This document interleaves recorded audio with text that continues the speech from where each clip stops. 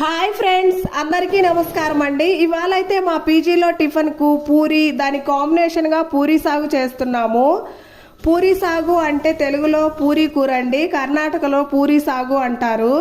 చూడండి, పూరి పిండి కలిపి పక్కన పెట్టుకున్నాము. ఇప్పుడు పూరి కూర ఎలా చేయాలో చూద్దాము. ఒక గిన్నెలో ఆయిల్ వేసి, పోపు వేసి, ఉల్లిపాయ ముక్కలు, పచ్చిమిర్చి ముక్కలు, క్యారెట్ ముక్కలు, పచ్చి బఠానీ వేసి బాగా వేగనివ్వాలి.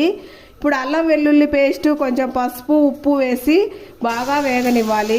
ఇప్పుడు వాటర్ పోసి బాగా మరిగే వరకు కుక్ చేసి శనగపిండిని వాటర్లో కలిపి కూరలో వేసి 5 నిమిషాలు కుక్ చేయాలి. ఇప్పుడైతే కూర అయితే రెడీ అయిపోతుంది. ఇప్పుడు పూరీ కూర మాత్రం సూపర్గా వచ్చిందండి. ఇలా ప్లేట్లో పూరీ కూర వేసుకొని తింటే సూపర్గా ఉంది. మీ ఇంట్లో టిఫిన్ ఏంటో కామెంట్ చేయండి. అలాగే వీడియో నచ్చితే లైక్ చేసి సబ్స్క్రైబ్ చేసుకోండి. థ్యాంక్స్ ఫర్ వాచింగ్ అండి. మరొక మంచి వీడియోతో మళ్ళీ కలుసుకుందాం. Bye bye.